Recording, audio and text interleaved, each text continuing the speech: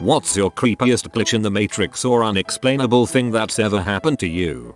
In college, I took a hard news soft news journalism class where one of the assignments was to write an obituary for one of my grandparents. The professor told us to write it on a deceased grandparent, but if all of your grandparents were still alive we had to choose one. In my case, all of my grandparents were alive. I procrastinated actually doing the assignment until the night before it was due because it seemed like a morbid assignment, especially once all of my grandparents were still alive. Scramming for an easy grandparent to write about, I gave my mom a call and asked her for some basic biographical information about my maternal grandfather. As we were talking about my grandpa's career, my mom couldn't recall the name of one of the companies he worked at. She lectured me about waiting until the last minute to write the assignment because it was late, 10:30 p.m. my grandpa's time. However, she said she would give him a call to see if he was still awake and be able to answer that question once my assignment was due the following morning.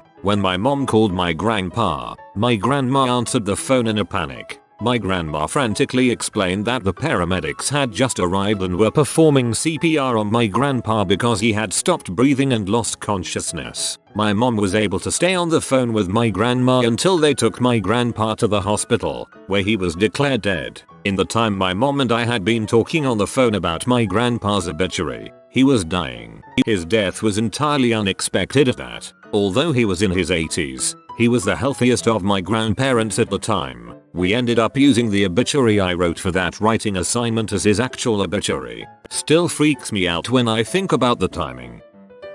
I met someone who no longer seems to exist. In October 2018, I developed tendonitis in my hand, so I went to see a hand specialist at my regular hospital. I remember the hand specialist really clearly. She was a really happy, talkative Vietnamese woman with straight, dark brown hair and glasses. She had a German-sounding last name, which I assumed was her married name. She was really nice and we had a long conversation about a medical conference that she goes to. She explained that my hand issues, caused by phone usage, were the hot topic of the conference and that she'd probably use my injury as an example when she goes there. Anyway, she gave me care instructions and sent me home. I was told to return if it didn't resolve in a few weeks because then I'd need to be re-examined and sent to physical therapy. It didn't resolve and I went back. I had an appointment with the same doctor, but the woman who came into the room was completely different. She was a white woman with light brown hair, no glasses, completely different face shape, really dull and unwelcoming disposition. I was so freaking confused. I asked her name, and she gave the same name the Asian doctor had. I asked if there was another doctor by that name and she told me no, it was only her. I described the doctor I had seen and she got annoyed and said she didn't know who I was talking about. I later went online to the hospital's staff directory and tried to find the Asian doctor. I couldn't. I have no idea what happened to her. I even checked my medical records to see if maybe I remembered her name incorrectly, but I didn't. Both of my visits have the same doctor's name on them. I've always been confused about this and it really bothers me that I met someone who doesn't seem to exist anymore. It'd be crazy if you were Catch Me If You Can and that woman was never a doctor and just a con woman. Every night I go to bed about 2 hours before my husband. I always wake up when he comes into the room. One night he was gaming with a friend and it was hours later I heard him sneak into the room and crawl across the floor so he could pop up and scare me. I felt the floor kind of shake and felt him bump clumsily against the side of the bed in the dark. I held out my hand and asked him not to scare me. I was already scared enough and begged him to just take my hand and come to bed. I couldn't see anything in the room, but knew he was there and just waited for him to jump up so I could move on and go back to sleep. That's when I heard him talking to his friend in the other room. I was frozen. I know there's sleep paralysis or lucid dreaming or something that explains this, but I would have sworn on my son's life that someone had crawled across the floor and jostled the bed. Eventually I worked out of the fear enough to grab my phone and text my husband to come in and turn on the lights and check under the bed. But holy crap, it boggles me how real it felt. Not me but a buddy of mine. We were playing Xbox and we both have Elite controllers which have magnetic joysticks that pop right off so you can switch to another. Well, he tossed his on his bed and went to the bathroom. He came back to find his right joystick missing. I let him use mine because I prefer the longer ones. During the summer he texted me saying he found it at his dad's house, 150 miles away from where he regularly hangs his hat, his mom's house. Might get buried, but oh well. When I played baseball as a kid, they were handing out the trophies at the end of the season. They called out the names of the kids while we received our trophies. There happened to be a kid with the same name as me. We met after the ceremony because it was weird since our last name isn't a very common one. We had the same birthday and everything. We looked alike. Both our dads were named Derek and both of our sisters were named Lily. As a kid, I found it cool. As an adult, I find it cool and also disturbing. Around 12 years ago I had a dark purple 3 Series BMW which I drove to work and parked in the same spot for around 3 years. I sold the car due to mileage and wanting something a little more reliable and purchased a different car. 1 week later, I turn up to work to find my purple BMW parked in my parking spot. I was totally WTF. Turns out that we had a work experience kid start that day, and his dad had dropped him off in my old car that he bought 2 days earlier. What are the chances of that? I've never met this kid or his dad, and yet here was my old car in my space. The car wanted one last memory. After my little brother was murdered the next morning I was talking with a friend and he mentioned this other dude I went to high school with younger brother had died in a car accident a couple weeks before. Later that day I pull out a slip of paper with this other dude's number and name on it from my pants. I vaguely remember running into him a year or so before this at a club where he gave me his number. I swear I had worn and washed these jeans at least a dozen times since I had run into this dude. I still makes no sense how that paper was there and I only found it then. I called the dude and we talked a bunch. It really helped me deal with the situation. It isn't creepy, but when I was in high school I had a dream I was in all white classroom. Totally white, like the ones you would see in a dream, and a girl was sitting in the chair on my side. During the dream, I knew it was a dream because that girl was a senior. We didn't have common classes. About 6 years later, I was at a master class. The sun was shining bright outside. The classroom was very illuminated, and I see this girl on my side. We are doing masters together and having a class in all white freaking classroom. Of course I remembered the dream at that very moment. A friend and I went to a buddy's house for a day party. Stayed up playing Halo 2 and hanging out. We all crash in the basement.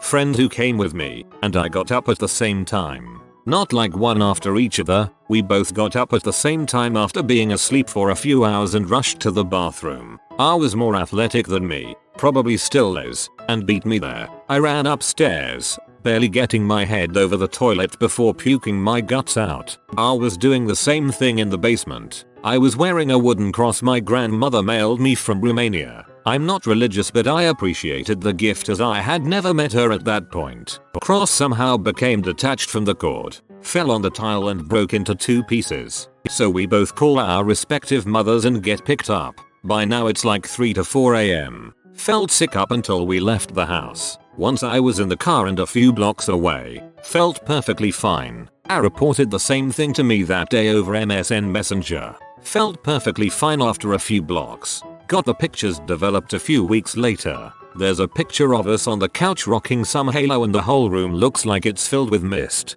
Super spooky. I've been looking for the pic for a long time and I can't seem to find it anymore. But every few years my sister and I search my mom's photo albums for it.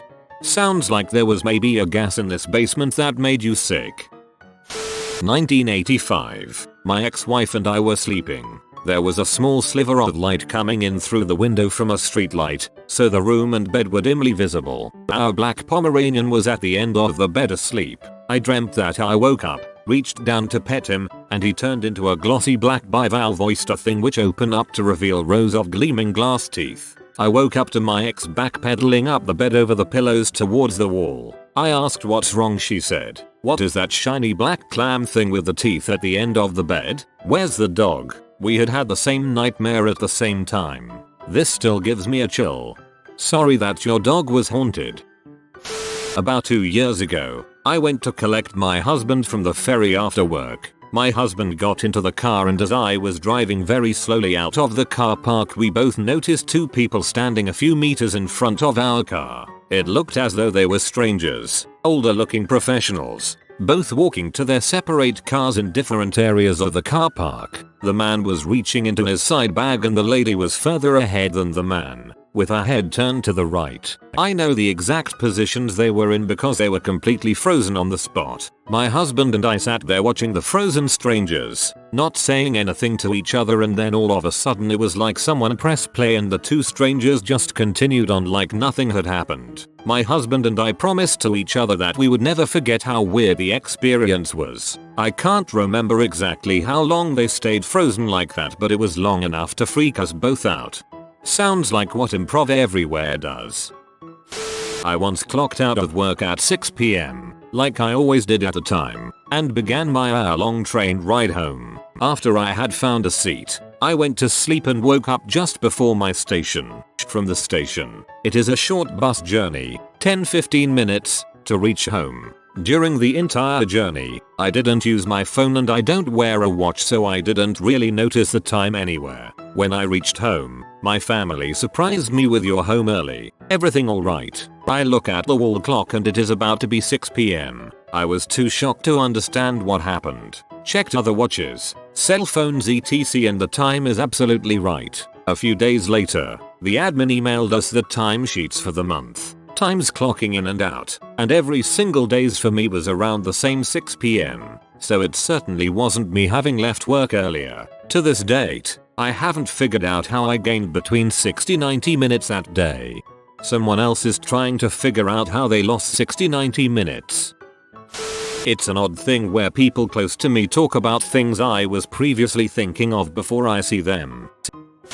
Two things. Each was witnessed by at least one other person and both were while driving. Once at a stop sign in a neighborhood. All of these little sparkles started swirling around in midair, roughly 3-4 featuring off the ground out of nowhere. The group of them were roughly 2 featuring wide by 3-4 featuring tall. It lasted 3-5 seconds and then they were gone. No one was around, and when I asked my passenger if he saw it too, he breathed a sigh of relief and said yes. We spoke about it a little more, but there is no reasonable explanation. The second happened when myself and 3 friends were driving down an empty country road. Very straight stretch. A man on a bike appeared. Someone said to watch out for him, so not to hit him, and then he disappeared. Our minds were blown to say the least. Just poof and he's gone.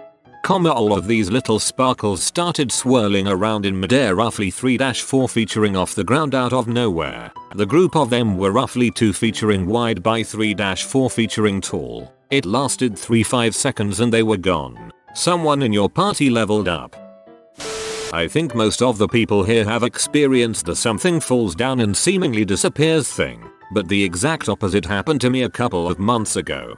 Basically, me and a bunch of friends were standing in a circle in our school's hallway when suddenly we heard something fall. We all simultaneously looked at the floor, and there was a small, silver, foreign coin, Swiss I think, just laying there. I picked it up and asked if any of them had dropped it, and they all denied. I looked around and there was nowhere it could have come from, and the hallway was empty, so there was no one who could have thrown it. Later we joked that someone in Switzerland probably dropped it and is now frantically looking for it. I still have the coin in my locker, so if anyone wants pictures, I can take some when Monday rolls around.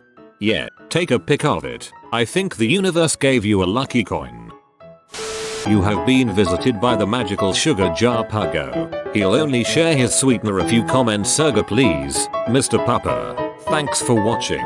If you are new to the channel, you can subscribe. I publish new videos every day. Until then, check another video, or don't. Either way, have a great day you magnificent people.